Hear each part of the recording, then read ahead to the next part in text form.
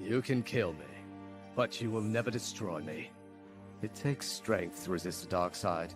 Throughout heaven and earth, I alone am the honored one. Are you kidding? Why the hell should I wait for you? I know what it's like to try and rebuild a life. I had a bad day too, once. If you're having nightmares, then welcome to the club. My name's Subaru Natsuki, and I am the Knight of Amelia. Right now, all I can give you is just death. It wasn't for you in particular. You fought 100 men because it's not in your nature to run away. If you are feeling disheartened, that you are somehow not enough, set your heart ablaze. Good evening, everyone. Glad to see that we're all enjoying ourselves already. So we're closing in on the end of the season, and since there is no more news segment on here, we're moving that over to the Crimson News Network now. I don't have to talk to you about what we're going to be talking about tonight because everyone knows. We're actually going to be talking about anime, about weeklies. And my camera is still not. There we go.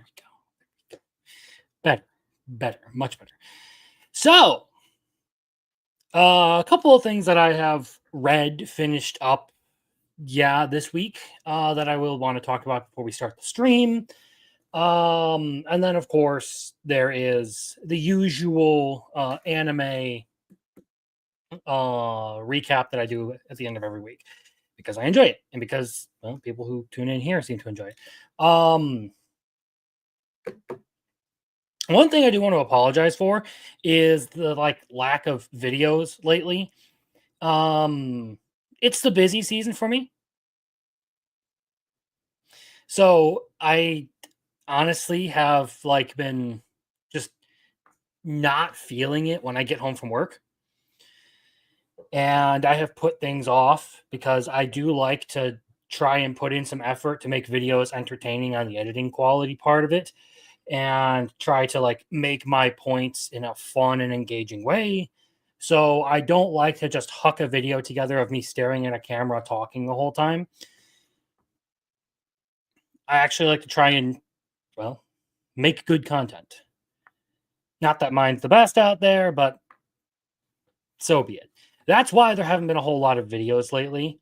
I'm going to try and get back into it this week, get back to the regular schedule, and hopefully do some more video essay stuff on anime adjacent topics, things that people discuss a lot. There's probably another Freerun video in the works. Since with recent real world events, Freerun's been making the rounds again because of the demon discourse. So demons and racial discourse. What a wonderful combination. And I don't like to maintain this kind of mentality because I've heard you get the video or you get X when you get it. Because first of all, I like to keep a schedule. I appreciate that everyone seems to be okay with that, but I like to keep a schedule, and I feel like that just completely dismisses any sort of responsibility a creator has to their audience to actually be a creator, be timely, and deliver something that the audience that is following them desires. And that applies to just about everything. Do your stuff timely, do it well, and try not to make any excuses for the things going on. But yeah. So yeah, it's demons and racial discourse. I guess I missed something. Unless you're on Twitter, yeah. Basically, in the so to briefly explain what I'm talking about here, to not get too deep into real world politics, the Trump administration, so the president here in the United States, is currently actively going after illegal immigration, people who have basically crossed the border without going through proper channels. And the Trump administration has campaigned on deporting those people and getting them out of the country. Well, in LA, in Los Angeles, a lot of protests, a lot of violent protests rose up, and people then began to people were making this point. And others started to respond with the Frieren demon discourse stuff, saying like, "Oh, well, demons will always appeal to your emotions," and I'm like, that. First of all, that's vile. It's also been there's a lot to it, and that's why I feel like it deserves its own video essay about this, particularly the racial discourse and stuff. I've done something like this in the past, but not to this level of the subject, because now people have gone beyond saying that, well, Frieren is racist because the demons represent minorities, to actually using Frieren's commentary about demons to discuss issues around minorities here in the United States. I don't know. That kind of gives me the ick. Okay, I'm not gonna lie. Referring to a people group as demons gives me the ick. But that's about as much real world politics as you need out of me, because nobody gives a shit about what I have to say about the real world. I'm some boosted monkey with a mic and a webcam.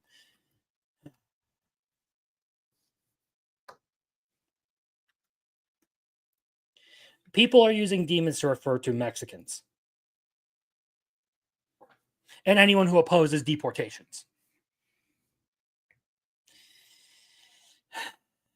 But again, that is as deep into real world politics I'll get, because nobody's here to listen to me talk about the world's problems. You want to hear me talk about fucking anime, okay? And that's what we're going to do. So, let's say hi to the chat. So far, we've got Marcel and Jeremy Turner in here. Yes, I was a little bit late, okay? And now, late and gay, I will abide late and gay, but late and Ivan, no. No, I do not accept this insult. This is unfair. We do not appreciate late and Ivan. That is... Say that kind of stuff again, you will get banned.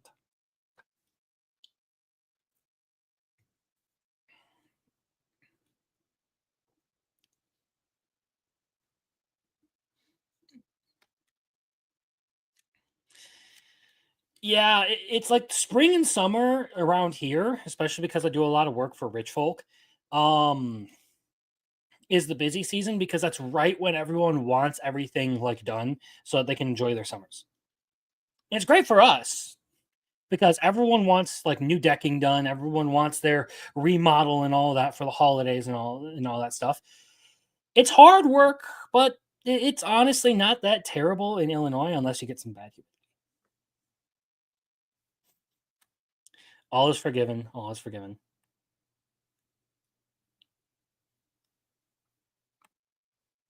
And yes, it is equally as stupid to use in Frieren quotes about demons, a fantastical race, to describe minorities. But not to get too lost on that subject, because that will end up being the subject of the video. We're going to move right on into talking about two things that I've read, actually. So I have now moved on. My bookmark is falling in here. I have now moved on to Witch Hat Atelier, Volume 7. I love this series so much. So, Volume 6 is great. I put it up on my shelf because I finished it. Because there's a lot of really good things that happen, particularly around the actual witch culture that exists in there. So they have a great hall or whatever, and the bulk of that volume is set in the Great Hall. And now we're going to get more of that here, but we do meet some of the top witches in the world.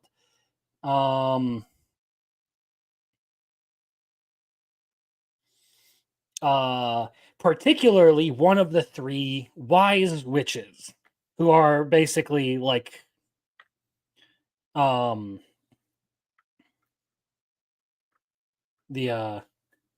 the best there is. So we meet the wise in teachings, who basically who oversees all of the tests and all that.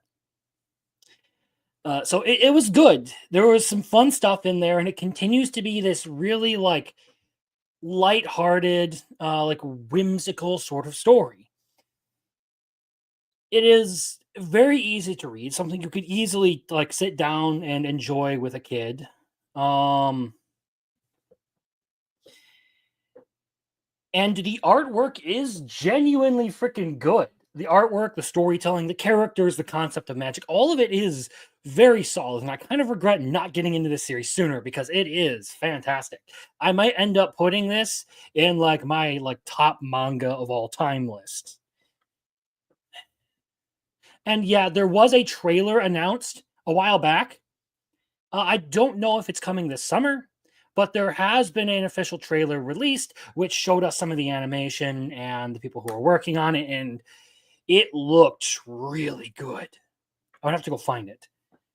You know what? Maybe that's something worth doing here right before we begin. Maybe I can pull up Witch Hat Atelier.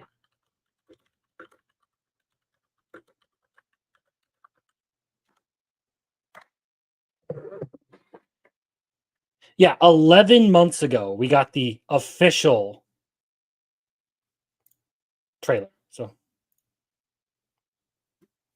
let us, I will share this really quick. This isn't something I'm going to consistently do, but since I'm talking about it, I do want to display a little bit of this here. All right, so here is the official trailer for Witch Hat Atelier.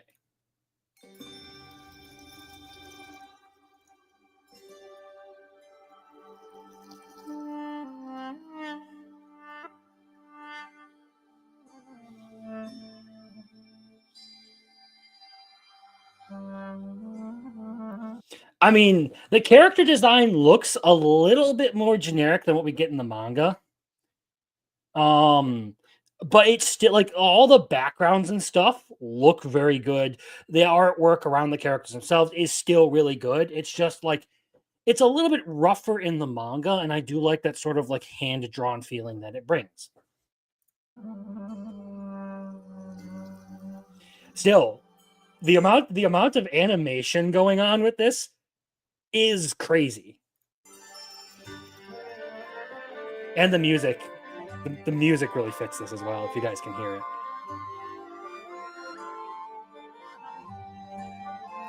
Like, when I saw this for the first time, I immediately thought, wow, okay, this actually reminds me of the first season of Mushoku Tensei, where, like, all of the stuff is just, all the backgrounds and the artwork is just fantastic.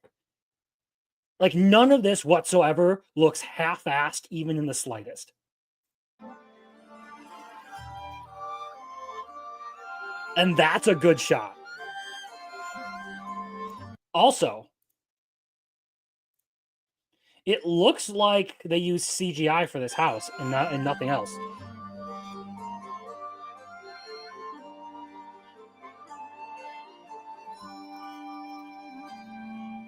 I mean, they used CGI for the book and the 3D print earlier, but like in that shot, using CGI for that building looked good. And that's what the technology should be used for more. Make it blend in with the background like this did.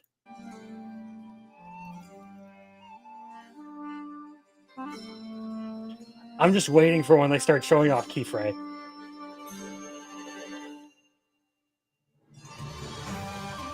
Yes! Like chills every time. This is incredible.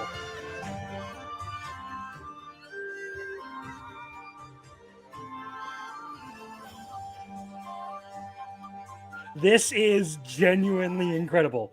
Is it going to give us a date? 2025 on air. Okay, so it just says 2025. So sometime this year, this is going to show.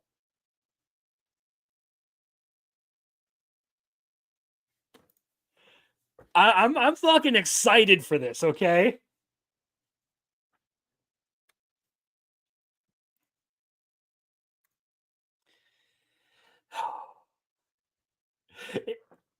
Look, everything that's in there is basically the first episode.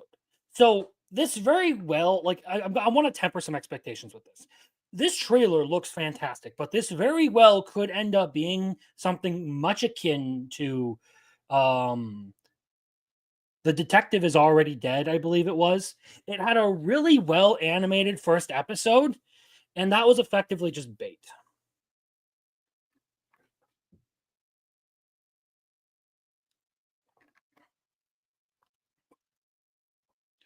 Also, hello, JM. Thank you for showing up. I appreciate the comment, the engagement.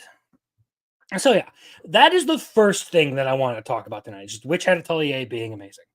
And if you are a fan of like fantasy, if you want something like, I would say lighthearted, whimsical, and fun, along the lines of Harry Potter, it's a really, really good read. I got all the light on, so it kind of glares. Sorry. Oops. The second thing I do want to talk about was actually mentioned earlier. The new volume of Comey Can't Communicate came out. So I picked that up because I've been reading the series actively. As the volumes have come out, I haven't actually kept up with like the chapter release, but the volume release I have kept up with. So with Comey Can't Communicate, this is one that does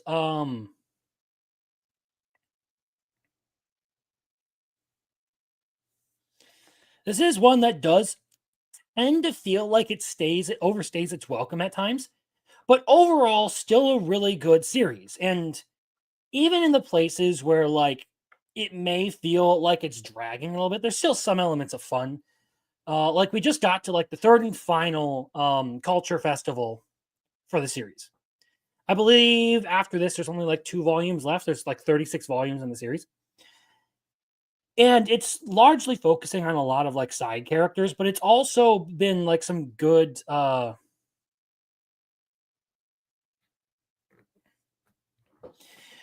it's also been good at showing Comey's development. Like she's actually taking an active leading role in class now.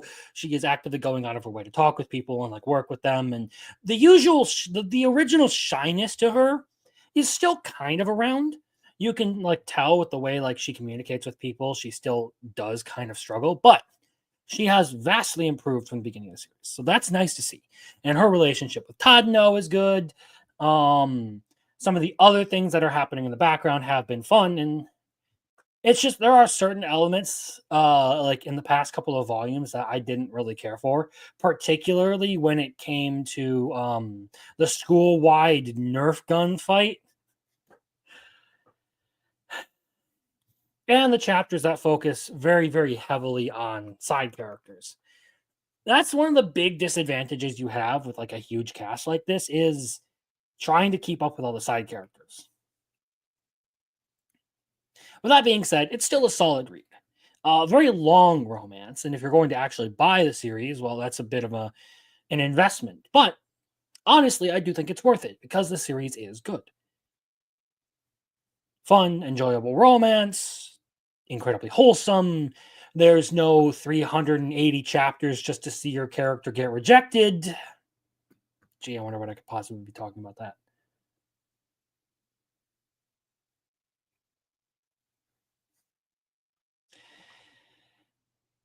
But that said, that is what I've read for manga this week. There is really nothing like else that's huge to discuss. I'm going to try and do some more reading, so we have more to talk about on that. But really, the big thing that we do need to talk about tonight is the anime, because this is what everyone's here for. So, welcome to the anime stream where we actually talk about anime, about current events in the anime world. Well, current events and what is airing. And we're going to start with the evil lord of an intergalactic empire. Mecha Space Warriors. And yeah, okay, let's get into this. So, this episode has pretty much concluded our guide fucking around and getting nothing out of it, which was entertaining because he went out of like as far out of his way as possible to intervene, and our little puppy ghost still manages to find a way for Liam to win. We do get to see a lot of pirates die in this episode. And a little bit of crazy Christina. And they do comment, she is broken. Yeah, I wouldn't expect anything less, but it was a very satisfying episode nonetheless because, well, there's a lot of action and a lot of payoff for like going into the climax of this season. We have basically seen the end of one of the major looming antagonists who's just kind of been in the background this whole time up until this battle. So the Ghost Pirates are finally done for with this. And it seems like we are going to get another episode or two of just some casual stuff. But it also does simultaneously allude to some of the other things that could possibly happen in this series, particularly where they start talking about the corruption of the Empire and how these soldiers actually feel like they're finally under the leadership of someone that they can respect. Which is a nice little touch to sort of drive home the nail that Liam tries to be as evil as possible, but still ends up being nicer and much more respectable than just about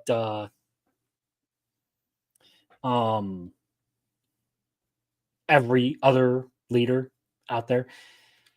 And yeah, there wasn't a whole lot of Amagi in this one, so it's kind of disappointing, but I mean, new weapons are always cool. Personally, when it comes to swords, I don't know, like the Claymores, Zweihander, Kriegsmesser, all of those are more my style, but katanas are cool, okay? Everyone likes the legend, the myth of the katana, and I respect that. They're still cool swords. That was the first and only sword I have ever owned. It was a katana. Because buying my own swords is expensive, and I don't need one right now. Right now, I don't need one. In the future, though, well, we'll get to that. Satisfaction-wise, this was one of the better episodes of anime this week. So I'm moving it up a couple notches because it was fun. I still think like the story isn't the most amazing out there. It does struggle in a few elements, but it's never really taken itself seriously. So it's kind of hard to judge it on the same terms as like something like, I don't know, Sword of the Demon Hunter. This one is a little bit more of a comedy than that. So you can't really apply the same standards to it. It really just comes down to taste at that point. But I mean, still doesn't change the fact that it is a satisfying as hell ending, or hell episode. Have you seen nobles in anime? They are always scum of the earth, so even if he tries, he won't be as bad. Yeah, that's true. That is genuinely true. Okay. I think we talked about this a little bit on Biggles' show. But the Unaware Atelier Meister is the next on the list. And it's kind of going to be a lot of the same that I talked about there. Yeah, that's a good way to put it. It's not a masterpiece, but it is a lot of fun to watch. So Unaware Atelier Meister, we have Kurt making an immortality drug, is what we found out here. That Hildegard no longer ages because Kurt made a eternal youth potion by complete accident. But we do get our reunion with Hildegard this episode. Kurt meets his old friend, and we find out that our Lord Tychoon's daughter is still alive and has a real grudge against her father. And that all up to that point, it was all well and good. Okay, cool. Everything's going normally. And then we get to the part where Kurt completely misunderstands everything that's going on. And that's really the part that annoyed me. And I won't linger too long on this point, but all of the misunderstandings up to this point had been ridiculous. Yes, but they were milder and much more funny. This one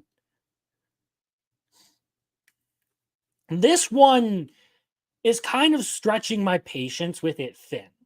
Like, how are you this far out of touch with everything that's going on? Like, any monkey out of the jungle could have slotted the puzzle pieces together on this one, and Kurt somehow still fumbled it.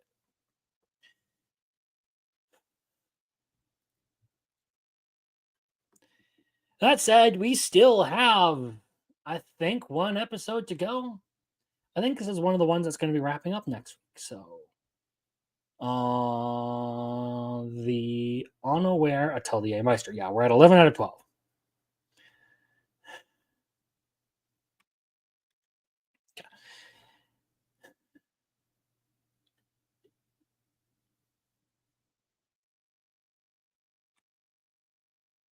I'm giving Biggles a lot of credit, huh? Who knows? But yeah, as far as this goes, the whole PDF file thing, I'm surprised I didn't see any backlash from people online for this one. With the whole like lolicon PDF file thing, that's a huge debate on the internet. That's another subject that I've been gathering information on and working on in the background. That's going to be a fucking info dump of a video to cover.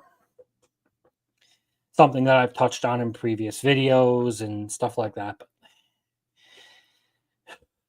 it's a subject that I do not generally like to touch because it's fucked. But it's one that has inspired some thought in me because there's so much debate around the subject. So that'll be another time. We'll get to that later. Unaware Atelier Meister continues to be... Unaware Atelier Meister continues to be an okay series. I was talking about Kurt slotting things together, not Biggles. I know he really struggled with the Apothecary Diaries, but like, I don't know. I don't think you're giving him a good enough amount of credit. Anyway, not Apothecary Diaries, that's another subject altogether. Okay, the Unaware Atelier Meister is going to remain an okay series.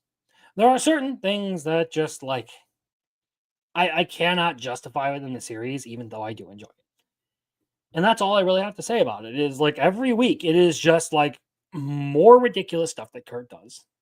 I enjoy it, but it's all ridiculous, poorly written, and not a very good anything really, but an enjoyable series overall. That's what that's what the Atelier Meister is. Yandere Dark Elf. Boobies. All right, let's talk about boobs. So this one I have some interesting notes on. I'm trying to remember. One of them just says a word, and I'm struggling to remember what it is. But we do have Hinata being increasingly aware of Belle in all of this. So I guess like we're actually getting some progress on all that. But the one odd thing that like struck me about this most recent episode is no matter which version of this that you actually watch, the armpit part of it is heavily censored. For some fucking reason, part of this is heavily censored for like no reason. The word is not boobs. So in the actual like version of this that's labored in the word. Okay, I need to stop being tongue-tied. In the version of this that is labeled censored, when they get to the part where like they're doing the whole armpit thing in the storage closet, the censored version completely removes all audio and subtitles. So it's completely silent in that part. You don't hear anything. In the uncensored version, uncensored, there's still no subs to that part. Which I'm not a huge fan of, like the whole armpit thing. Like, I don't know. That's a bridge too far for me. But like you cut an entire bar out of the or not just a bar. You cut a couple of bars of dialogue out of there for that scene. Why? Of all the things that have been said in this series, what could possibly be going on there that would cause you to censor that?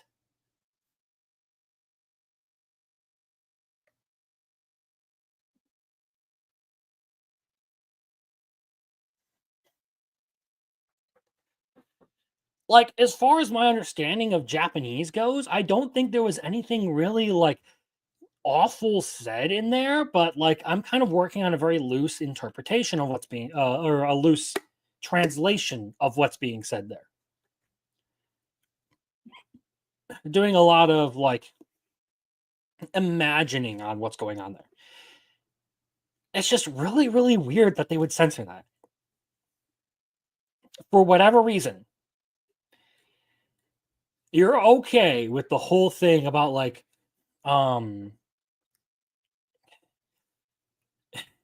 nipples and everything else that this series will show, all the stuff it talks about. But the moment he starts talking about like getting horny because of her body odor, that's too much. What the fuck? Okay. Congratulations. Probably for Western people. Western people normally don't like the whole armpit fetish. Yeah, well, that doesn't change the fact that the scene is still there. Like, you can infer what's going on just by watching it. I feel like that would be more offensive than what is actually being said. But no, it's retarded no matter what. It is absolutely 100% brain dead, mental deficiency kind of stuff. Stupid fucking shit. All right. Yandere Dark Elf. That's pretty much all I have to say about that. The last thing I had in here was Confession. But for some reason, it's not ringing a bell.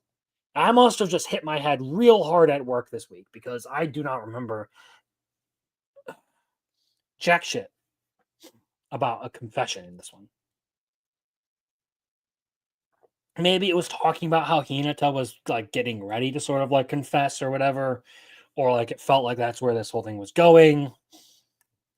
But so be it. Okay. That's all I really have to say about this. The beginning, or was it Sakura who was going to confess in that one? Or said something and Belle just didn't realize. I don't know. I don't quite remember. I'll probably remember when I watch the episode tomorrow, but I don't quite remember exactly what all is going on. Is that one that's going to be wrapping up tomorrow, or is that got a couple of episodes left? Episode 11 has not aired yet, so it's going to go another week. There we go. Get rid of that. Go back to my notes because I need my notes to remember whatever the fuck happens in the beginning after the end. Which is the next thing we're going to talk about, the beginning after the end. Whenever I watch this show, I am like constantly reminded of just how generic this whole thing feels. Like the world, the magic system, the art style. Like I talked about how like Witch Hat Atelier feels a little bit more generic than the manga, but a lot of the structure is still there with its art style. And you can genuinely tell, like whoever made the trailer, there was passion behind that trailer. There was a genuine effort put in there, and that's what I really like.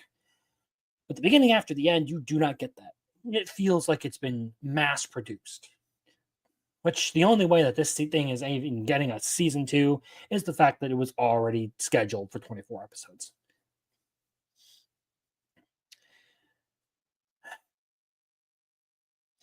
I don't know. Up to this point, the beginning after the end has felt incredibly generic fantasy isekai kind of stuff. We get Arthur finding a special sword in this one.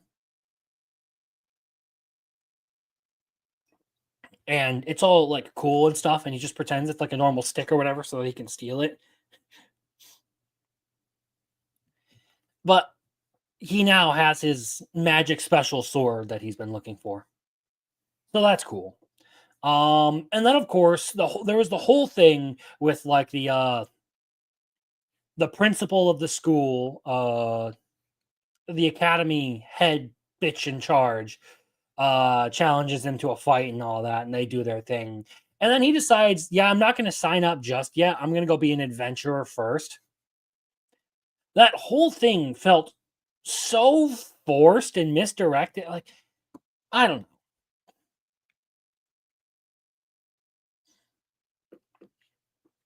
This series would probably be better if it took some time to like really like refine some of the details, because one of the great things about a fantasy series is, and just like a series with like a non-standard world. And what I mean by non-standard world is like a world that isn't our own, okay? That isn't just the normal world. So that applies to sci-fi, that applies to fantasy. One of the cool things is learning little bits of information and stuff about like culture or the people there or like how the powers work and all that. Those things make a series really feel alive. And a lot of what the beginning after the end does, as far as what I would categorize as world building, feels like it's something that I've seen somewhere before. And it never really gives me the feeling that it is something truly set apart. It operates with some basic powers. The animation lends even more to that interpretation. And with better animation, this one would probably end up in, I don't know, the higher end of the interesting category.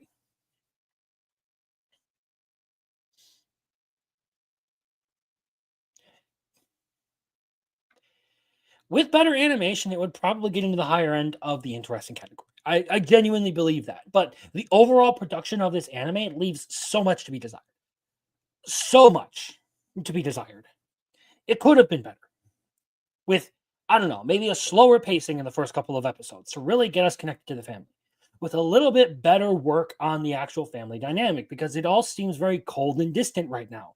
It doesn't actually feel like a super happy, fun family. They all feel really terribly distant from each other.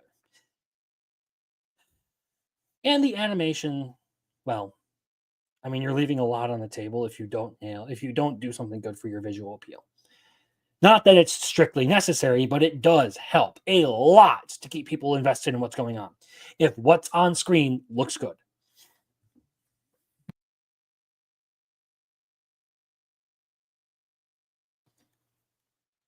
Pardon me. So at the beginning, after the end, this one's not moving either. It's going to stay right there. I have no reason to move it up or down. It's just kind of there. It's an okay series.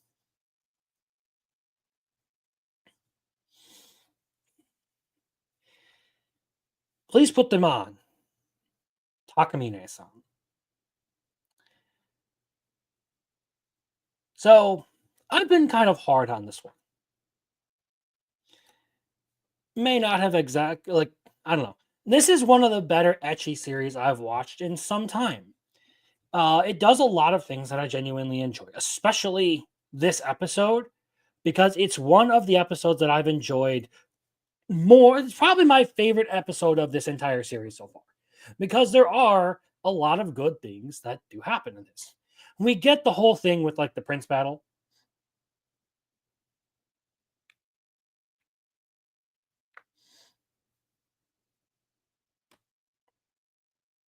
I don't know what you mean, but if you're talking about having a boner because Takamine is hot, I don't know. Her personality is not really my thing, but this episode did a lot of things that I actually truly enjoyed.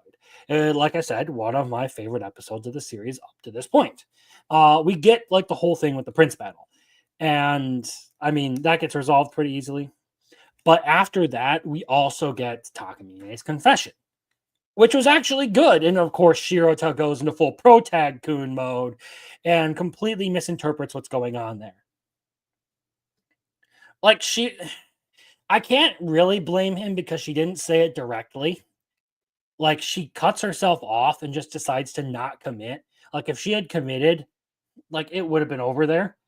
But no, she decides to slink back and be like, yeah, I'm still a little shy or a little too proud to admit this.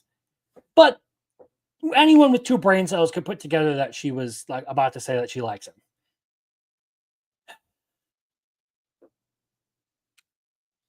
Oh, hey, hello, Caleb. Nice to see you. I'm amazed that you would actually show up to one of my shows because I know you're not I'm not an anime person whatsoever, but I appreciate it. Nice to see you around, man. Hope you're doing well.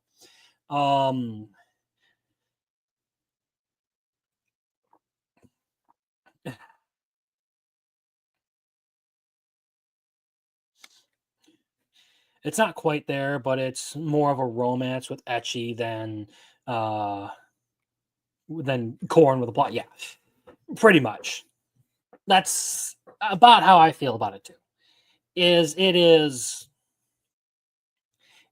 more heavily focused on the actual romance elements, more heavily focused on the actual story of it and developing its characters than any of these sort of fan service elements to it. And that's why I genuinely think this has been good. The haunted house in this was especially funny to me because you had the whole thing where she's just trying to play her being scared off as like, oh, well, this is a tactic I'm using to help you recover or help you like gain your nerves or whatever. No, she's genuinely scared. Not even Shirota is fully buying it. And then, of course, at the end, we have the very obvious like plot twist of, oh, well, the guy who's playing the prince in the play is going to be unable to do the role. So now now Shirota is the one who has to go and take over. So that seems like it's going to be how this series ends, is this whole play. Let's see, how many episodes are left? 1 more. So we got 1 more this week. This one wraps up this week. This upcoming week, I should say. It's probably what Matt Walsh thinks all anime is. Well, let me tell you.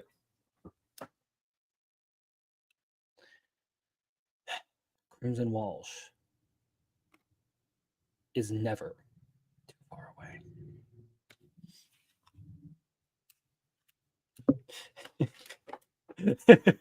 Okay, enough clowning around with my fucking fake glasses. We're going to move on because I've said all I need to say about this series. I'm moving it way up because this was genuinely the best episode of the series. Like, it did really well with this one.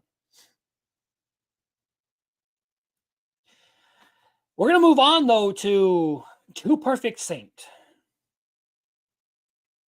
So with the Two Perfect Saints, I have enjoyed it, but I'm going to move this one down a couple notches because this final battle has felt a little disjointed, a little bit... The Great Pilgrim okay, hold on a second. The Great Pilgrim comes in with a member message here. Who, for 2 months, thank you, I appreciate it. Who the fuck let King's advisors in the chat? Well, Caleb's a lawyer.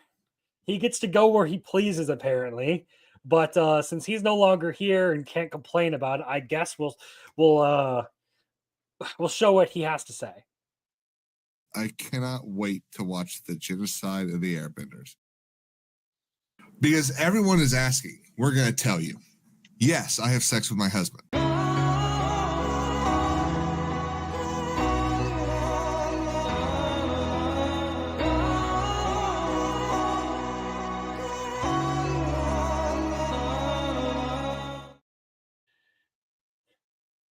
All right, time to move on from that.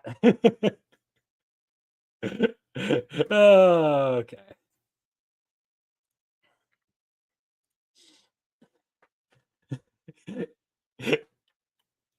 He hates those clips.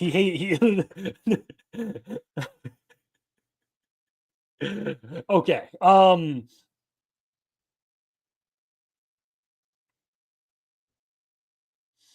This is effectively how I feel about this one. Two Perfect Saint. It was going uphill, honestly. It's still a very good series overall, but I feel like we got some resolutions in this that were just forced. We got some bullshittery in this, and the way they've set up this whole final boss battle just isn't as satisfying as it could have been. There are two ways they could have done this. They could have finished this off in the episode and then spent the last episode sort of they could have spent the very last episode basically having some fun and untensioning the series. But in this case, they went to the other side, kind of, where they do a more dragged out final battle and the stakes are higher. It's much more tense. The issue is I don't feel like this series has played it off very well. A lot of it has come off as hokey and cheesy. That's why I'm deducting points from this one. Its delivery on this last episode was not the most amazing. I did want Felia to find out about her mother. Just this way just didn't feel very good.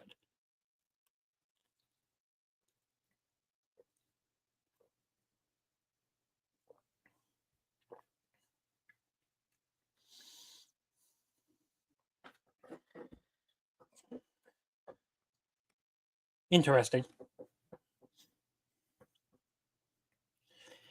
Interesting points. But yeah. I'm looking forward to seeing how it concludes still. But the way they did this last episode just wasn't very satisfactory to me. We can move along from the Two Perfect Saint all the way into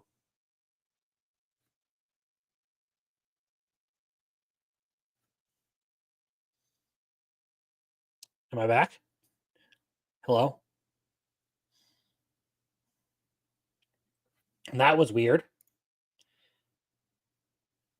Okay. So just to make sure that nobody missed anything, we're gonna move. Like, I'm happy with the series and that it's been much better than I initially expected, but I feel like it could have done better on the delivery in this last episode. And that brings us along to the next anime on the list, The Brilliant Healers: New Life in the Shadows.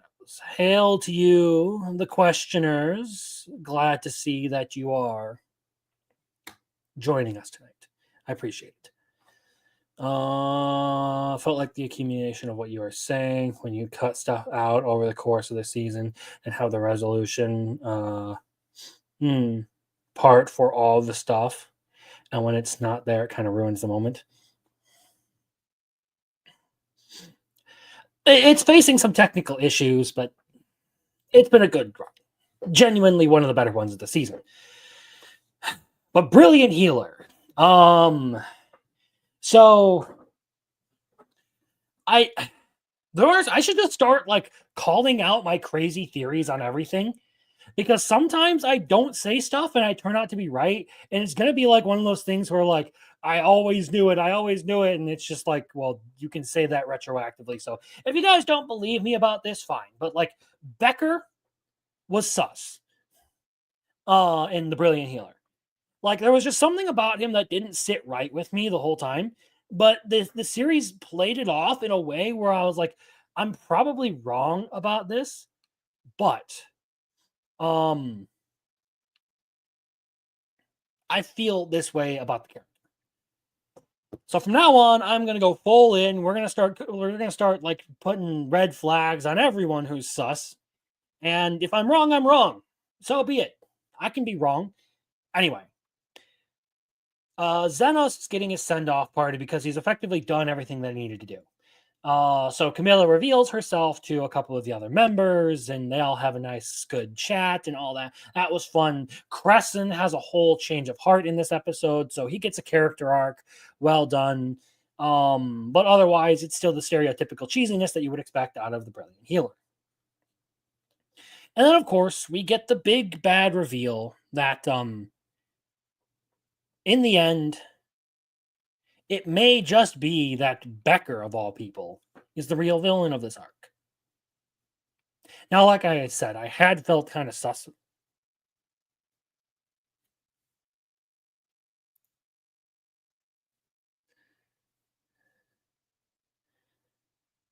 Is everything still going all right? Or is it just this end and not that end? Because I'm streaming off of this end. Hey, chat. Am I stuttering or like having like technical issues? Like, is my stream getting interrupted and all that? I need to know because I don't have the tab. Okay. So it looks like it's just my laptop struggling and not my actual PC. That's nice to know. I can work with that. So back to Brilliant Healer. With Becker, I had felt like he was sus for a little while, but not sus enough to like actually call it out and be like, I think this guy is bad news. Which was a mistake. I should have just straight up called it out, but no. And there's another instance like that tonight where it's like, I kind of figured there was some sus stuff going on, but just not enough for me to actually mention it.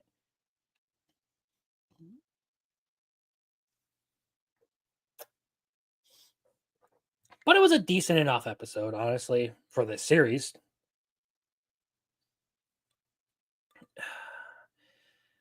I can't really say much else because, like, we're moving into the climax now, and we've kind of talked about all the big notes to this one. Kind of is what it is. So from the Brilliant Healer, we'll move on to the big winner of the season. The best of the best. The Apothecary Diaries. A lot of stuff happens in this episode. Like, a lot of stuff. And this is where I'm going to make... This is where I might make a bit of a prediction or something. Because I think this is a possibility that has been left on the table that just hasn't been discussed yet. So, Shisui finally breaks the mold in all of this. And, like, well, she's doing that since the past episode and a half with the gunpowder stuff. But she finally decides that she, like, is straight up going to...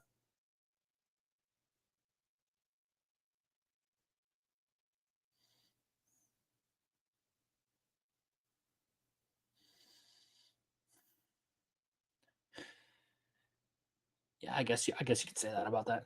With Shisui is basically, or Lolan, however you want to say call her, has basically decided that she's done with all of this. Like, this is it. I'm done suffering. So that was cool.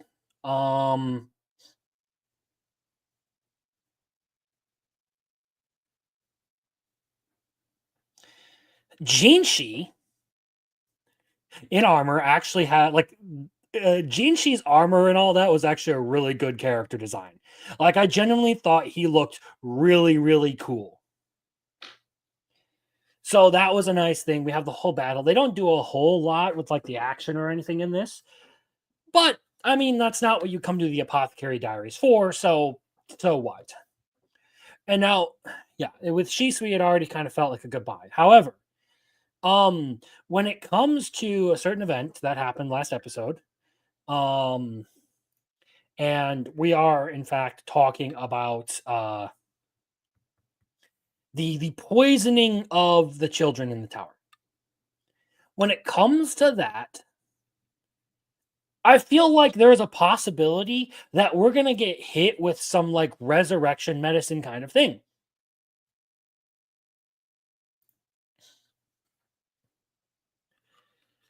I don't know. It feels like it would be... I could go either way on it, which is why I hesitate to say this, but like I feel like it's a 50-50, like either like they are dead and you're going to have like a send-off where you bury them with their parents or whatever. On the other hand, maybe this is another one of the resurrection potion tricks. Because this is the same group that had access to that resurrection potion.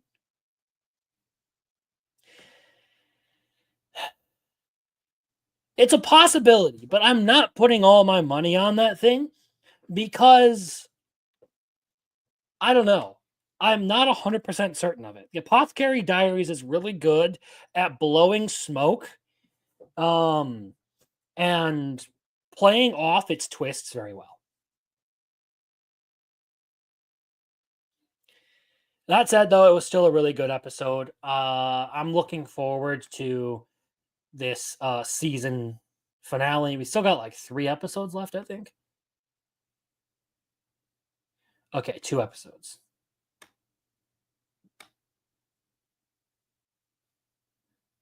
Yeah, 2 episodes. So let's 22. Save that. Okay. Oop. Close that. Okay. So the Apothecary Diary continues to basically be the best show of the season.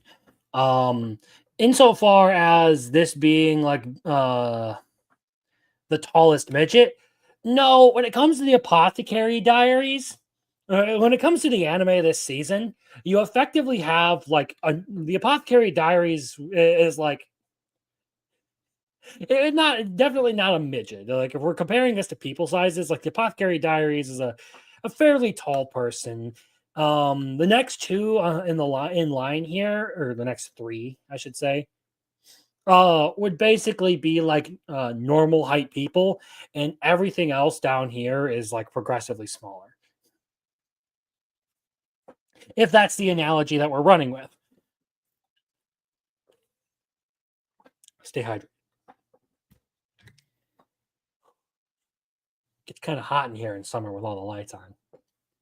Love this stuff. So yeah, I want to see whether my theory pans out or not, but that's a question for another time. We're gonna have to see a couple more episodes before we know anything about it. Which moves us on to the next item down the list. Fire Force. We want to talk about a series that genuinely needs good animation to do well. That is Fire Force.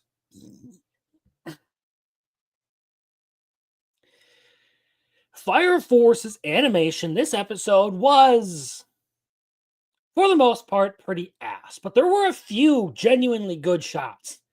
Like, there were a couple of times where they actually did start animating things pretty well. But for the most part, I was unimpressed. The battle around the whole thing lacked intensity. And if you're familiar with Monster Hunter World, well, the battle against Zora Magdaros felt more tense. Like, genuinely felt like it was far more tense.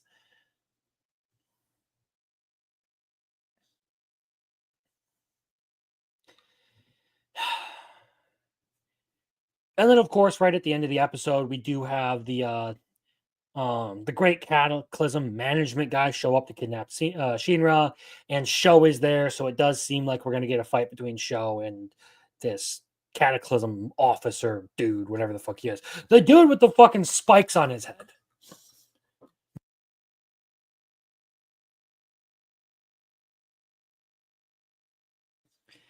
And then, of course, we get into things that just genuinely don't, like, track very well in this episode. Like Marcel brings up, why the fuck did Shinra tank that hit? Well, because for some reason, somehow, they learned that they needed to stop the giant from being killed, because if it did get killed, it would unplug a giant undersea volcano.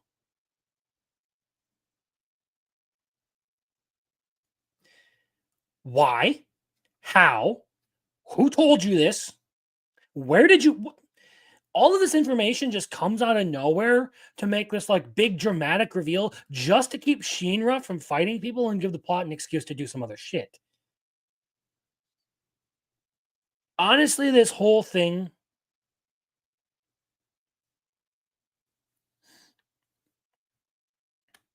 Well, that's the thing. The pillar was the thing that was keeping the volcano plugged, which that's not how volcanoes work, okay?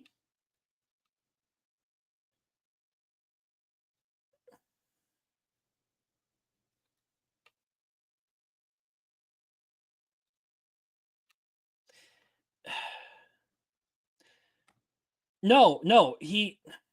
So in the actual dialogue for the episode, Scope, who is riding along with Shinra, says you cannot destroy the robot.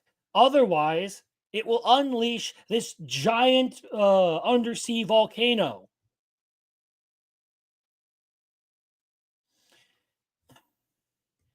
So that's why Shinra tanks the shot, but it makes no fucking sense because apparently for the Great Cataclysm to proceed, they have to destroy the robot, but the White Clad can't for some reason do that themselves, and this dude who has the ability to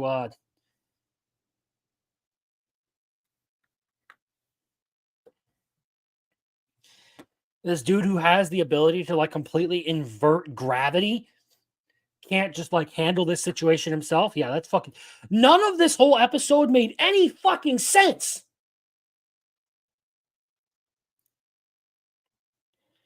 And this was one of the shittiest episodes of Fire Force I have ever watched.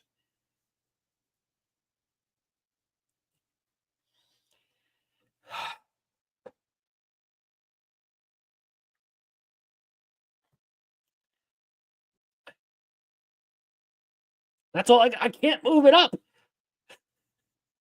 It doesn't give me a reason to move it up.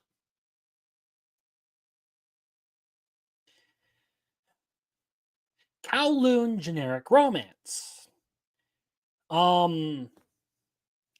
This one is interesting. Very interesting this week because we do learn a couple of things that I feel like were kind of hinted at. We're kind of like on the radar, but weren't quite confirmed yet. But this one does confirm that the entirety of Kowloon is linked to Kudo, which would explain why he is the only one exempt from the effect of being in Kowloon.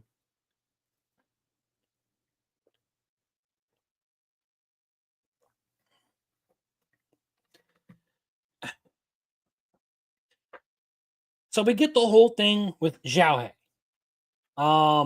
Which is there's something very interesting that goes on with Xiaohei in this episode, where something that was created within Kowloon, something that should have been fake, became real.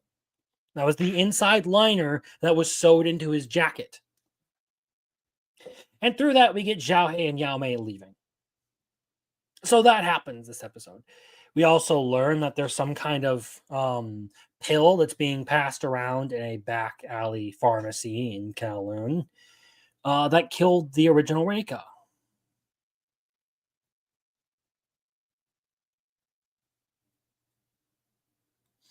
No, that's what I'm saying, is we suspected that it was Kudo's reality up to this point.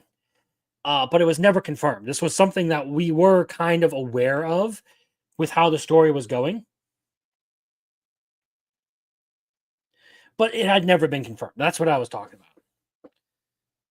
about. Ugh.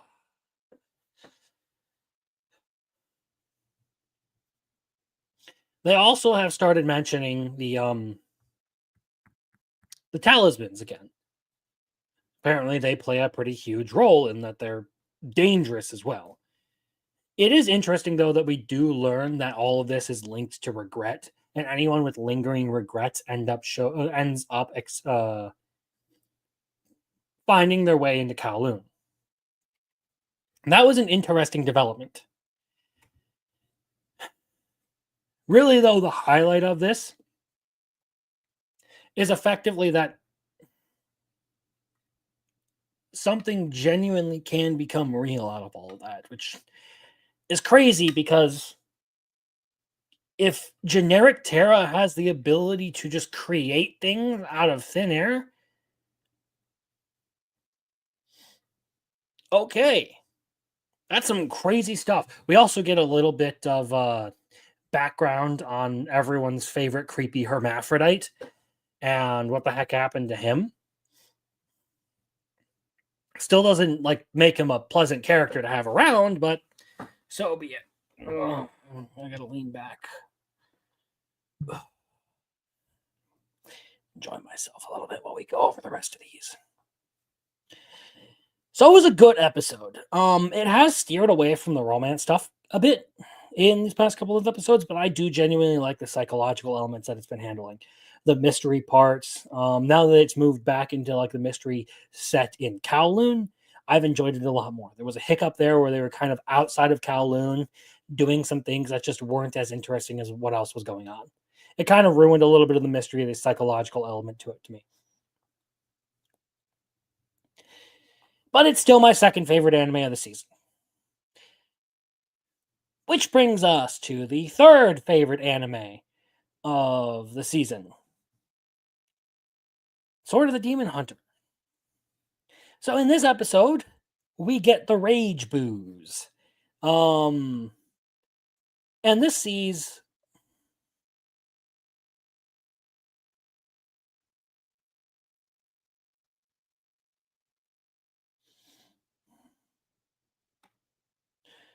did we lose Yaume? I don't know.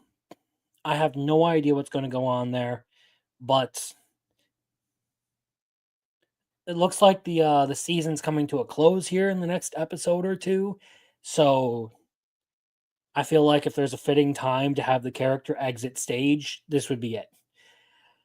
Sword of the Demon Hunter, though. So Rage Booze is on the scene. Genia and Spirit Boy are now working together on this case because something's gone awry. And it has basically inspired a bunch of people to become angry, violent drunks who go ballistic for whatever reason. And of course, like in all of this, we get our first appearance of Suzune since the very first episode. Which is interesting. Is this all to insinuate that she's somehow tied to what's happening with the alcohol, with the sake that's being passed around? This episode was largely like a setup, so there isn't a whole lot to comment on. Like, we see like Genia has a home, and his neighbors are basically a pretty bad family. Like, the father is an abusive drunk. But it is seemingly leading into something interesting in the fact that we do see Suzune appear right at the end. So how's that all going to play out? I liked it, but I feel like this is a transitional episode that can't really have much said about it. As long as we're talking about swords and demons, though, we'll go on to the next one. Yaiba. Yaiba had a really good episode this week. Like a genuinely fantastic episode this week. This was a really solid confrontation. And if the series had been more of this kind of thing, I would probably have enjoyed it a lot more if it was consistently more like this latest episode. The show seems to be like it's going to continue. They had the full-on fight, and Yaiba and yeah, I did kind of want to see him do the same. Go and whoop the neighbor's ass, but I guess that's just not a Japanese thing. With Yaiba, it was a good fight, like a really well-animated fight. It was pretty cool. They did a good job of making it seem like Yaiba and Onimaru were on pretty even standing. And in all of this, two like major events happened. Like we had the Fujinken break, and Team Yaiba loses the Thunder God Orb. So that's interesting, but in all of this, they did manage to drive Onimaru out of the country, force him basically to retreat. So that was a really good episode. Like you said, the fights were great. I wish the series would have been much more concentrated on stuff like this and being this quality. It would have stayed up in the must-watch category for like the entirety of its run at that point. But instead, it decided to go on a training arc that just wasn't quite as fun as everything else that was going on. So I'm actually excited to see where it's going to go from here.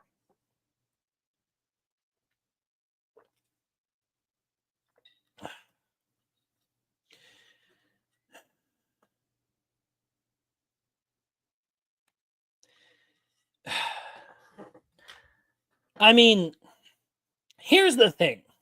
With Yaiba,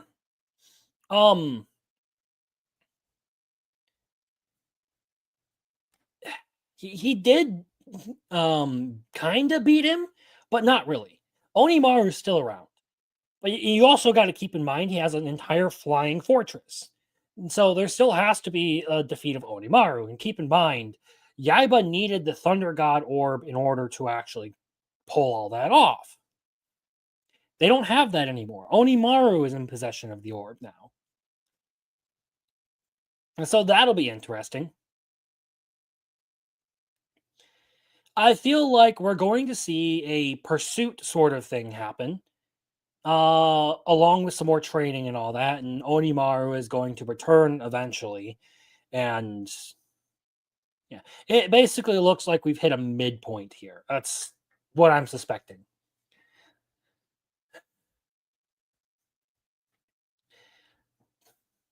So it was a genuinely good episode. I'm happy with it. One thing I can say I'm not too terribly happy with, though, is A-Rank Party.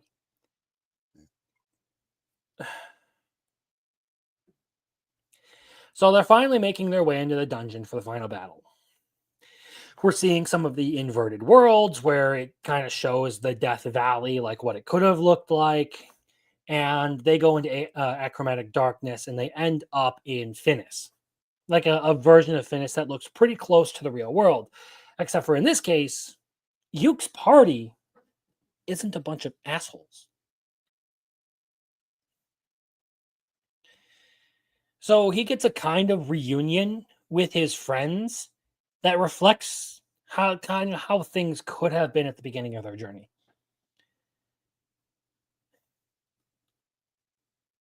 And it tries to do this whole emotional thing, but I don't ever really believe that A-Rank Party gave us a reason as to why Yuke and Simon and everyone else would have any sort of emotional connection there. Like, there's never a point at which it makes a good case for Yuke to really be attached to those people in any sense. Like, I just don't feel it. Much like with the beginning after the end's family issues, I feel the same way about Thunderpike.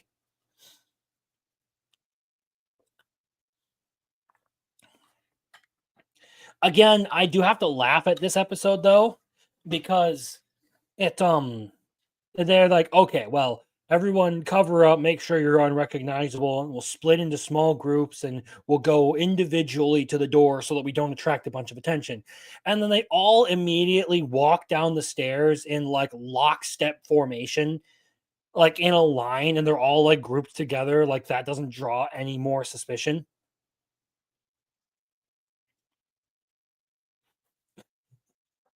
That was funny to me. And now when they actually started getting to the door, they made it seem a little bit less obvious. But it still didn't look like they were traveling individually. They all looked like they were bunched up, headed for the door.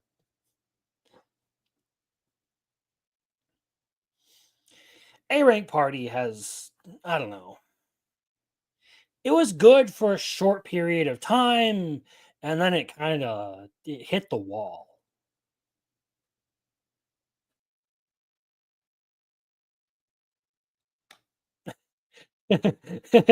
Yeah, I think everyone feels that. That's a good point. So yeah, A-Rank Party. Not going up or down. I'm in it at this point for sunken cost fallacy. Same with the beginning after the end.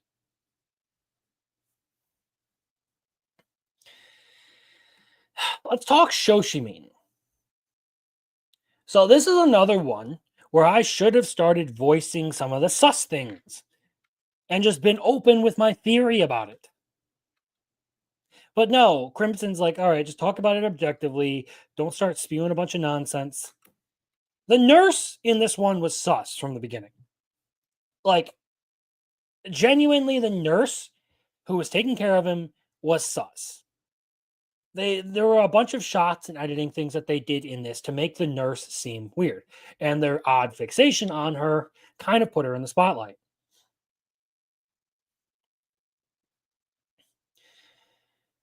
So it does seem like she is somehow related to the accident from a few years ago, and it seems like they are now pinning her as the culprit for the car accident that has happened. And all of the stuff that's been going on has now made sense because they haven't been doing a very good job of displaying what's going on here. I have felt lost, and now that they've actually gotten to like the very end of this little arc here, it's done a good job of catching me up to speed. And I do feel like, okay, all of this is starting to make sense. Everything in retrospect seems a whole lot better. Until we get to a real bastard of a cliffhanger. Like, holy crap.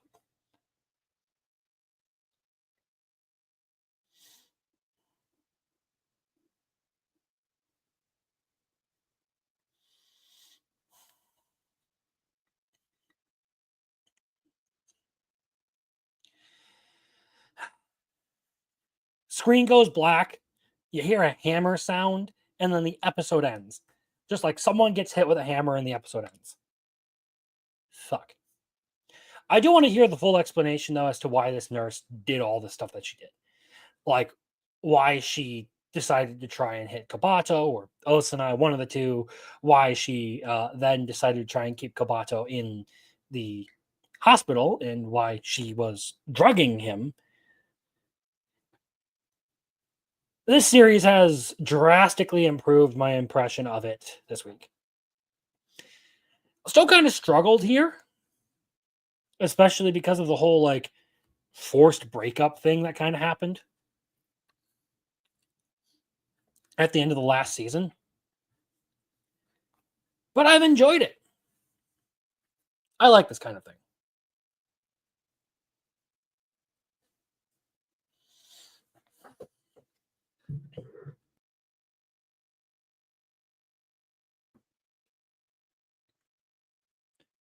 Okay. So this one, I am on record. I am on record for making this claim. We're going to talk about From Country Bumpkin.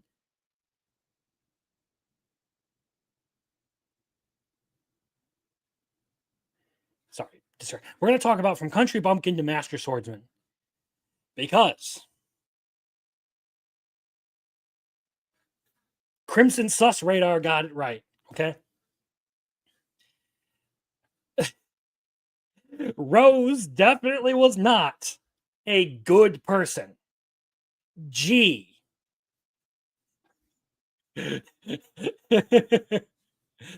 So I was we in here were correct, because I know a couple of people voiced similar sentiments that Rose was sus. Like, there were some things about her that just didn't seem right. Well, we were all correct, because it seems like she is one of the conspirators. The action in this series, in this latest episode too, was pretty good. I feel like the whole second confrontation with the assassins was fairly well done. And now we have this whole final battle of Beryl going up against Rose for this last episode.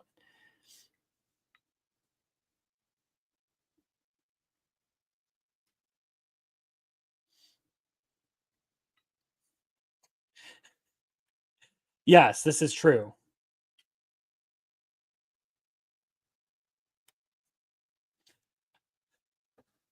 I'm sorry, I just got a really weird message from my...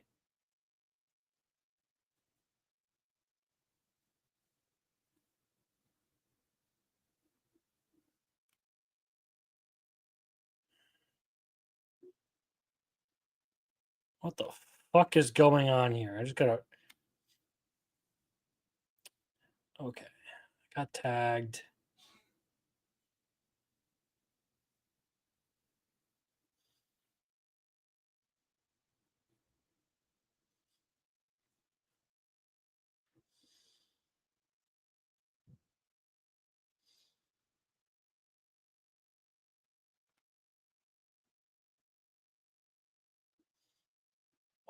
What the fuck are you talking about?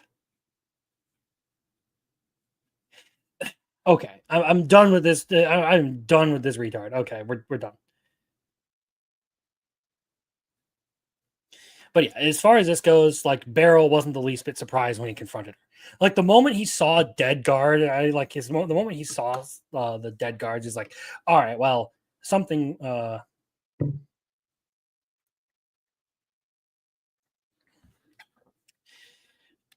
Believe it or not, I have zero contact with Ivan, so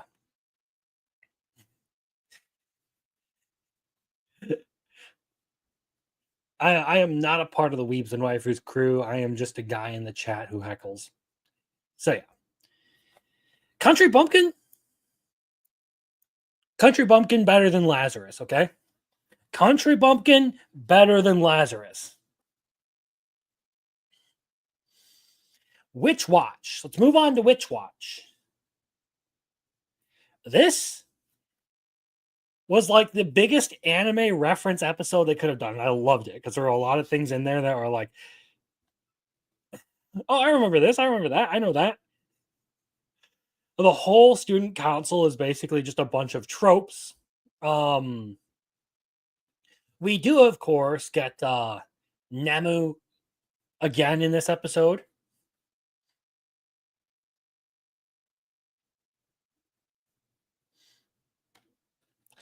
Honestly, a lot of things are worse than Lazarus.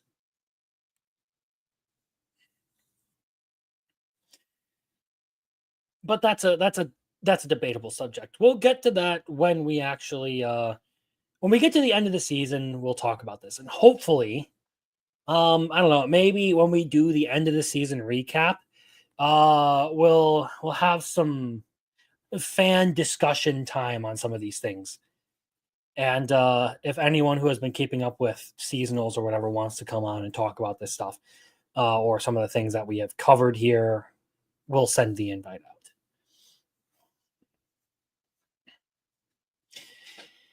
Maybe that's what we'll do this time around, is just kind of have an open invite to anyone who wants to come in and talk about some of these things when we get to the end of this season.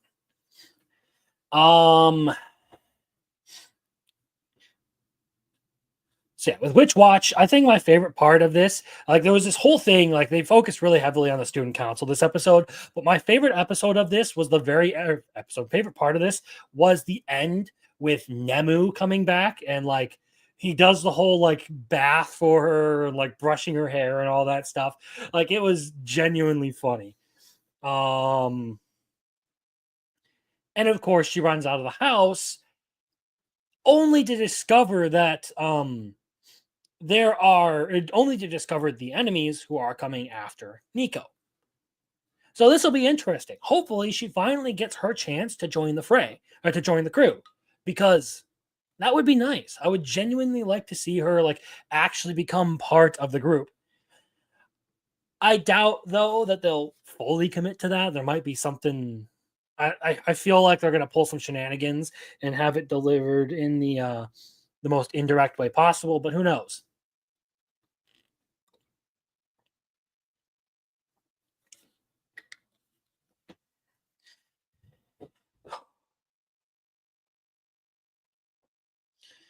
So we finally met like a proper enemy in Witch Watch, which when initially it was like I kind of felt like the show had this sort of vacuous enemy out there, and then of course we got the clothes abduction thing that happened, so that was cool. Good solid episode for this series. Genuinely had a laugh out of it, like a good laugh out of it. So thumbs up to you, Witch Watch. You continue to make me happy.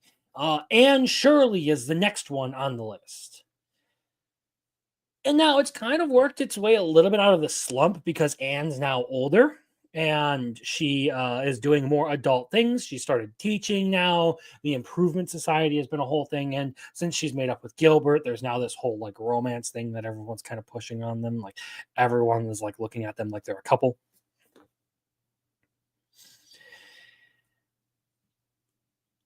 Is the series going to move up? No, because unfortunately you still do have to deal with better anime at this point. It's an entertaining show. It's an interesting show, but I do not think it goes any higher than this at this point. It had its novelty moment, and it kind of worked. All right.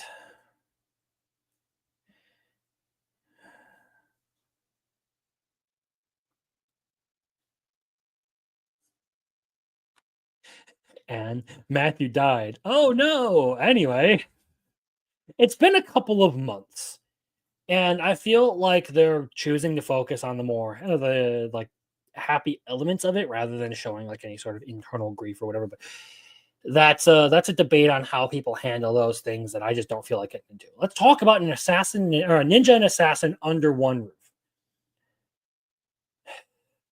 Because this one,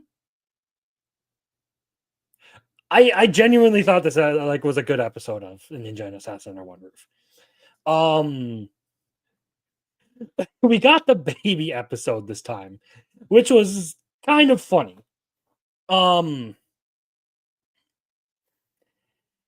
So Konoha gets turned into an infant, and then she starts to oh,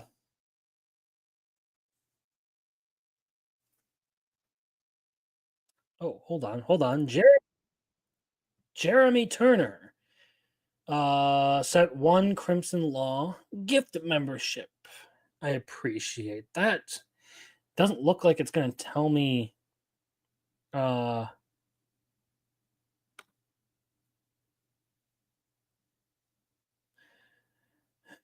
it sent it to. But either way, it's money in my pocket.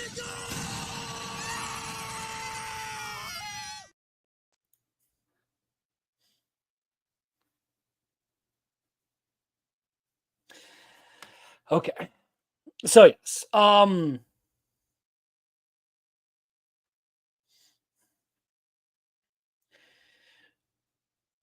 Where was I? So Konoha gets turned into a child, but she starts like growing up pretty rapidly and returning to an adult. And there's this whole thing about finding the cure and all that. We do get Marin's backstory and a little bit of information on her sister. Apparently, the sister is a huge Siskan Yandere, so that's a thing.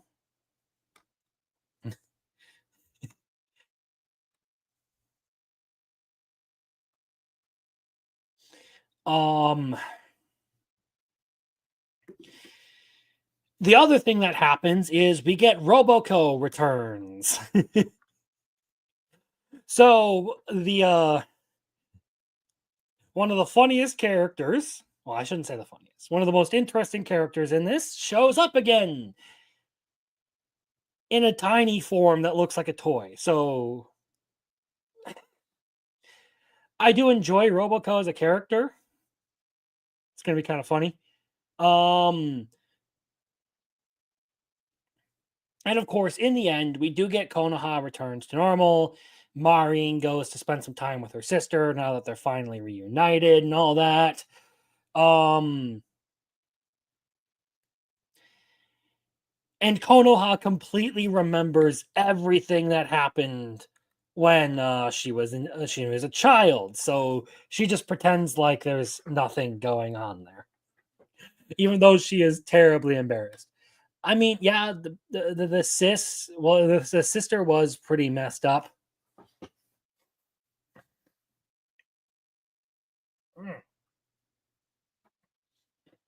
But I don't know. This show is a little bit too... There's too many messed up sociopath characters in here. So, like, I'm not really judging it by that logic.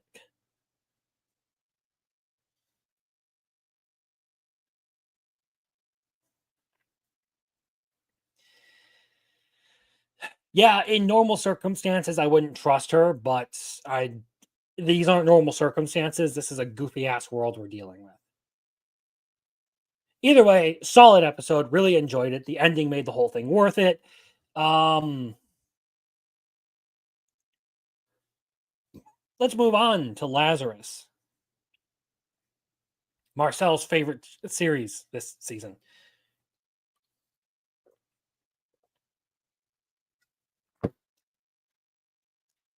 So with Lazarus, okay. I've had this like long-running idea. And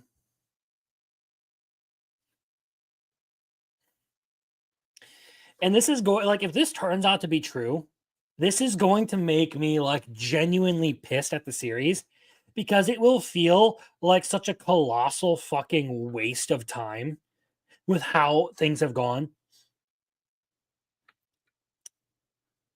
So at the very least, it turns out that the drug that they found in Skinner's house was not the cure to Hobna. So thank you for not doing that bullshit.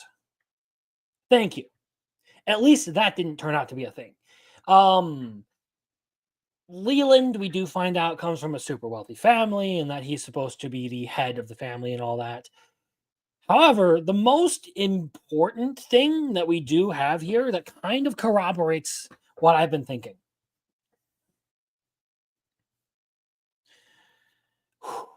Okay. So here we go. The theory that I've had for a little while now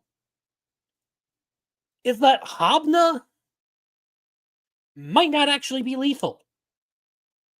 At least not the version that was produced and sent out to the world.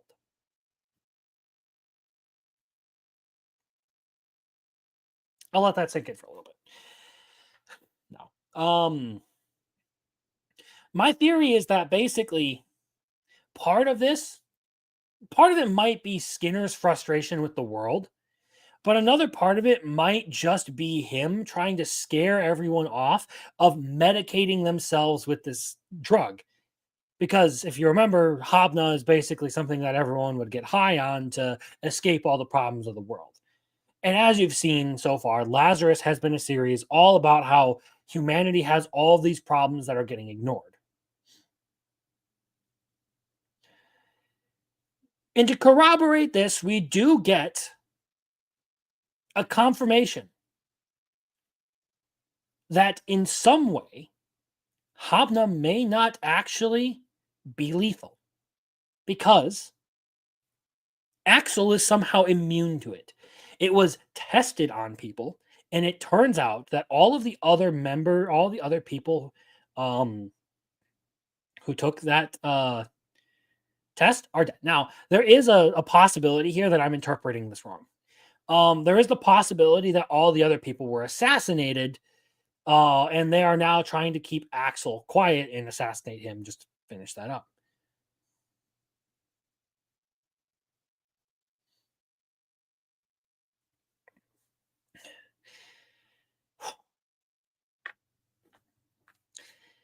But the way I see it right now is that Axel has developed some sort of immunity to the effects of Hobna. And that was basically how Skinner found a way to make it non-lethal. And the batch that actually went out to everyone is non-lethal. And all of this is just one big scare. And if this turns out to be true, it would make this series feel like an even more of a waste of time.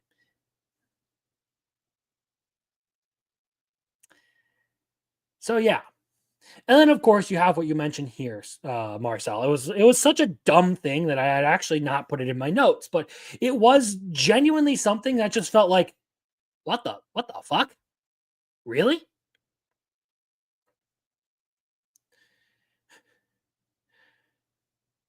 Like, make sure you bring him to me first.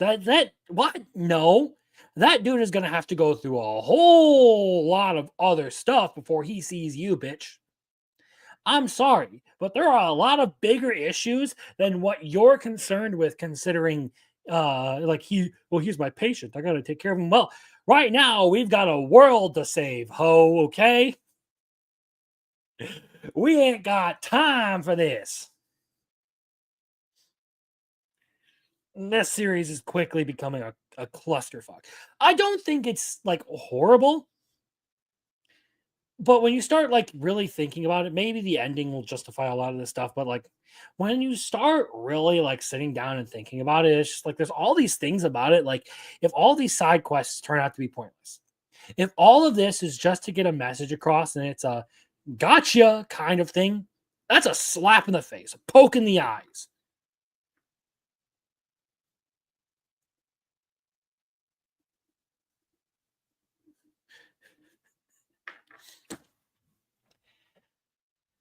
Oh. So yeah.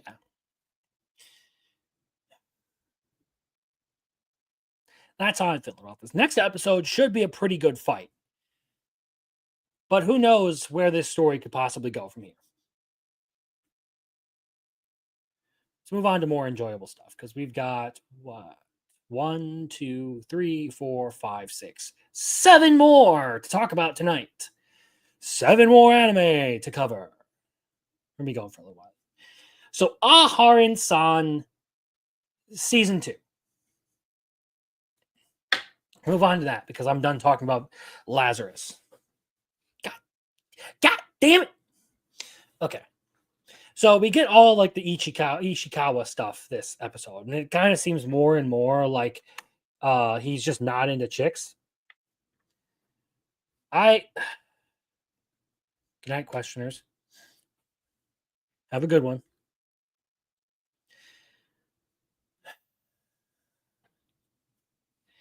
So like there's this whole thing where the Raido's friend was confessed to by his childhood friend, and he basically rejected her. He's like, I don't have feelings for you. And they kind of lean pretty heavily on, like, I don't know, it feels like they're leaning heavily to the idea like he had some sort of like crush on Raido or something, or maybe so there's something in there. Either way, it's just this sort of like, oh well, these two people don't get to end up with the people they care about because other people aren't happy with their relationship. I don't know. That seems like some bullshit that just doesn't need to be in there, dude. Like, really? Of course, we do get the funny stuff with the whole musical gag that happens this episode, and we do get the board game thing that happens this episode. Both of which were fun. They were entertaining parts of this. However, I feel like this whole bullshit with like the friends relationship drama, I'm not interested, honestly. Like, get over it, dude. That's how I feel about Aharen lately. It's just like, you got to the relationship, you could be spending some time doing fun shenanigan stuff as a couple like you did in the first season. You could be doing stuff like that, but instead you're wasting all your time with like side character bullshit and things that I don't care about.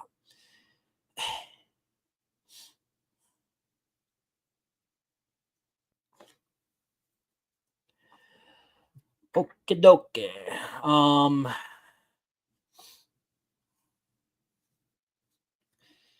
That's a quickie. We will go on to My Hero Academia Vigilantes now, because that's the next one on the list. I'm glad that they didn't brush over the Makoto stuff in this episode.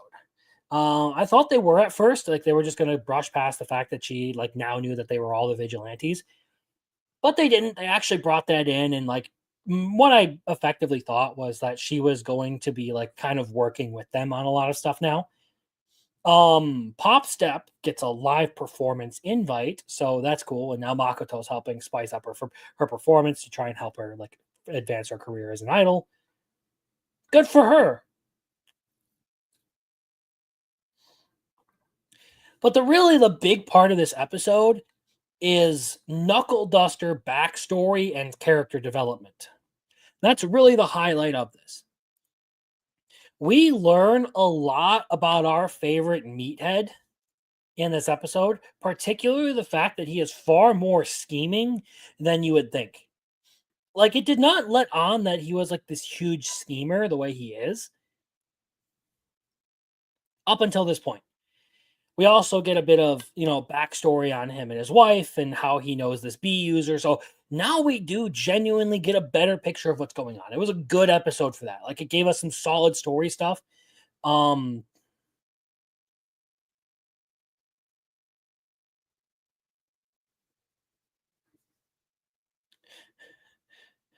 She is more useless than Sakura, but I still love her. Pop Step, I'm assuming we're talking about. Yes. Pop Step is more useless than Sakura, but I still enjoy having her around.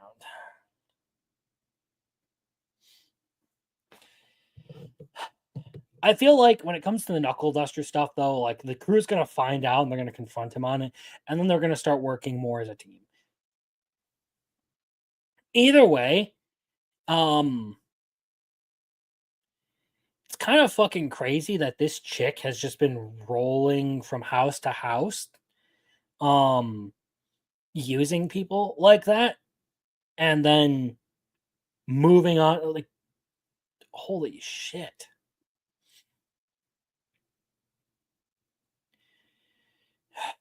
This one kind of got into some dark stuff this episode, but I genuinely think it was a solid episode.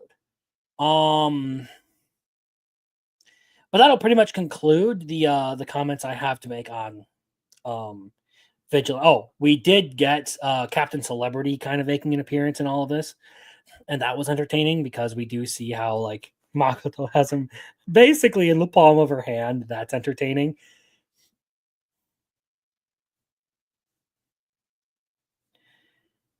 But like, he hasn't really played like a huge, super important role in all of this yet.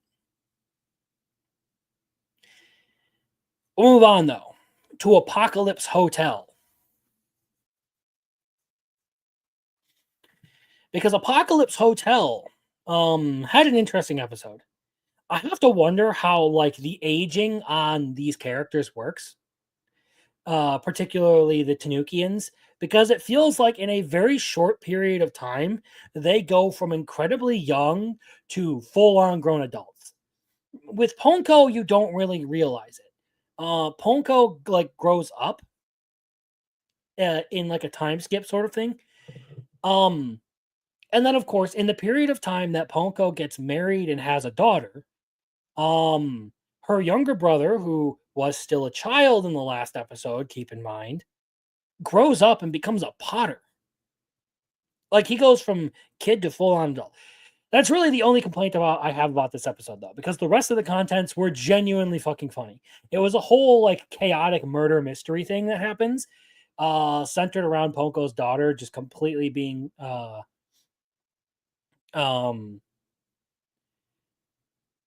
out of control and misunderstanding things and saying stupid stuff. We get the whole thing about the world-ending terrorist, and somehow they both end up dying of the same cause. Whatever the mystery was there.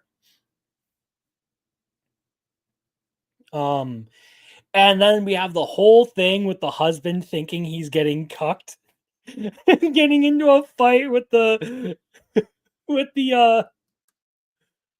officer, like the detective. That whole thing was like they had this whole thing where they're trying to hide this terrorist's body, and then the husband misinterprets everything as like he's getting cucked, his wife is sleeping with someone else. It was genuinely funny.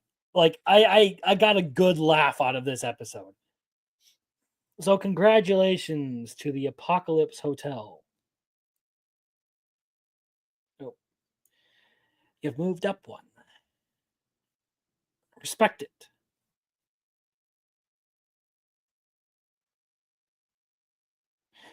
Or does Ponko's husband now think he was cucked and killed his rival?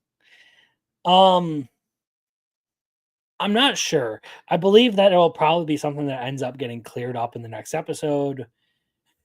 But the daughter definitely did not help that situation whatsoever. Okay, let's move on to Food for the Soul. I'm trying to get through the last of these before I lose my sanity. Okay. So Food for the Soul. We have a bunch of fire starting shenanigans in this one, where they basically use a traditional Japanese cooking setup, which is interesting. That they have a stove called a Kamado, and now that kind of makes sense why Tanjiro Kamado is his name. I'm talking about Demon Slayer for that one, okay? But yeah, the whole time that Nana and what's her name? I gotta find out her name. Nana and the Sheep Girl. Food for the Soul. There we go. All right.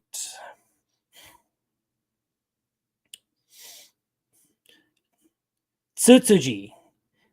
The whole time, Nana and Tsutsuji are sitting there trying to start the fire, I kind of thought that they were going to end up burning the entire fucking house down or doing something stupid like that. Like, I was genuinely convinced we were going to get something like that. But it turns out it just ended up being a sort of like silly thing where, like, yeah, we started all of this fire to boil some water. That part was funny to me. After that, though, we do get a bit of reminiscing with Mako and her old friends, and a hot pot cooking section at the very end, where they do this whole thing, like setting up the fire, and then she just lights it with a blowtorch instead of a flint and striker.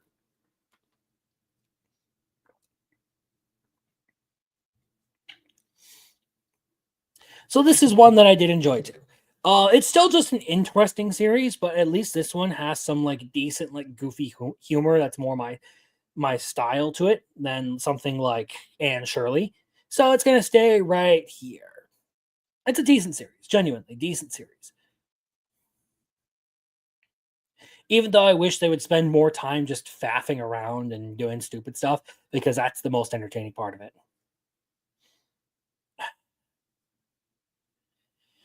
So now we have Windbreaker Season 2.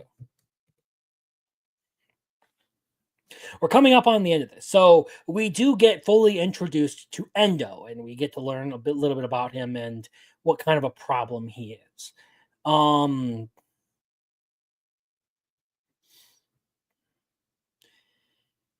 So that was interesting, but then we get into the whole like meal and like everyone's going to be good friends, and we have the Suzuri likes games part, and I don't know, not the strongest episode in the series, but I did enjoy the Sakura the part where Sakura is basically the just one more round kind of guy. Like he's hyper competitive, doesn't want to lose and all that, and sucks at video games regardless. That part was entertaining, but like the wrap up on this, I don't know, not as satisfying as other parts. And this whole thing with Roppo Ichiza has not been this series' strongest moment, but it hasn't been terrible. I have enjoyed it. In the end, they kind of let me down with what they were doing with Suzuri, with the villain in this. It just turned into like a sort of video game. But as far as the themes go, I do still enjoy them. So I'm looking forward to more because the series has been pretty good up to this point so far. Let's talk about To Be Hero X. Second to last one of the season.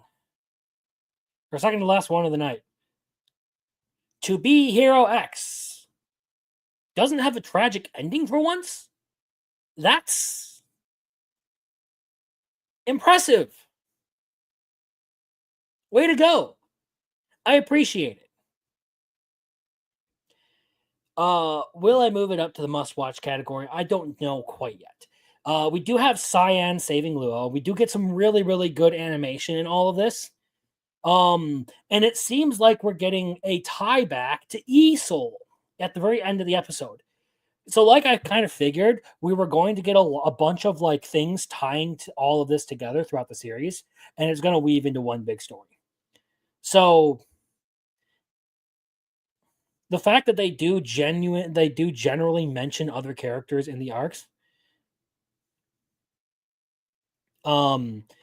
is interesting, and it does kind of give you a sense of how they're going to go about this. Writing wise, it's been pretty good, and I do agree Lucky Cyan has been a little bit of a meh element to it. I do like that it has a more happy ending in all of this, but it was, I don't know, not really the kind of like cool superheroing kind of stuff that I would have hoped for in this. So that's kind of one of the things that's holding us back from being a must-watch for me is the tragic part, and then the one part that does have a happy ending, like a good resolution that makes me feel good about it, turns out to be one of the weaker parts of the series. And so far, that's all I really have to say about it. The animation's good. I have liked the characters up to this point. The story's been really good. I'm really looking forward to seeing how it all weaves together. I want to know why Isol ends up killing Moon at the end of the first arc. We still haven't really had a full-on confirmation of who survived the confrontation between the two Isols, but I do think we have a good idea of who it is that survived. But really, the motivations behind that and everything that's going on, there's still a lot left on the table. And that brings us the very last entry of the night, Uma Musume. And now, unfortunately, with Uma Musume, I still only got to watch one episode this week. It's busy season, okay? I did try to get, part of the reason I was late tonight was because I wanted to get at least one episode of Cinderella Grey in so that I could talk about it and I could keep making progress on this. And I have genuinely enjoyed it as just for the sports anime element of it. There's some parts of it that just feel cheesy and hokey, like this whole thing with the trainer pushing for Oguri to go to nationals. It felt like a really forced element, but you did get a good, I would say, wholesome rivalry out of the March Oguri thing, where they were going to compete in the Tokai Derby, and they had this whole thing happen in this latest episode where she realizes she's falling way behind Oguri Cup.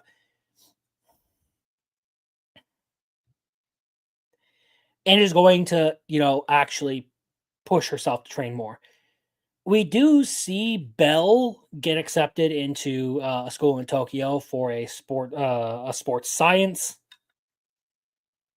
part, so that she's going to continue being a part of the cast with our main character.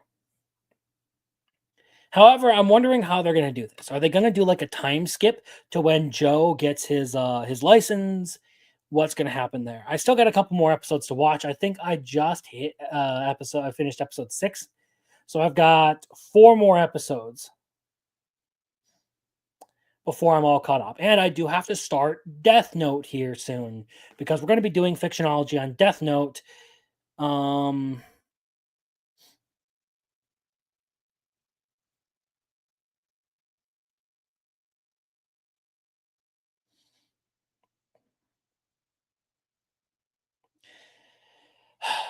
So things are going to get a little busy for me. That said, that's kind of everything that's happened this season. That's how we have reorganized all our shows and how we're feeling about everything. So, we're going to end the night by taking a screenshot of this so I can post it on Twitter later and advertise my streams. Pardon me, I didn't mean to do that into the mic. But that's where we're at. Gonna try and catch up on the last 4 episodes of Uma Musume this week. Start Death Note, do a little bit more reading, get some videos. I have a lot of stuff on my plate this upcoming week. But that said, I appreciate everyone who's been here. Y'all have been fantastic. Thank you for participating in this, for chatting, for hanging out, for the member messages and all, and the gifted memberships. I appreciate it all. Everyone who showed up. Marcel, the Questioners, JM the Elite Fan, Gray Pilgrim, Jeremy Turner, even King's Advisors at one point, which was a really interesting display, a really interesting turn of events. I appreciate everyone who showed up. Thank you. Without you guys, there really wouldn't be much point in doing this. So I'm glad you all enjoy this. I do enjoy talking anime and hanging out with you guys. This week, the next video on the docket, I'm going to try and get it out Monday. We're going to be talking about My Hero Academia Vigilantes. That one, I'm going to try and do a little bit more heavy editing on that. As you know, I mean, Crimson News Network live is going to be a new live on Wednesdays, although that does sort of conflict with Fictionology. So the last Wednesday of every month is going to be Fictionology rather than Crimson News Network. So it's just going to be 3 weeks out of the month that is news oriented. Videos should remain the same as always, and hopefully you guys tune into all. And if you are somehow new and this is the first time you're hearing of me, do hit the like button, do hit the subscribe button, because there is plenty of stuff that I do on this channel that is all anime related, and I'd hope you would tune in and check it all out. That said, have a good night. I believe it is Father's Day here tomorrow. Happy Father's Day to everyone. And good night. Enjoy your weekend. I will see you all Monday.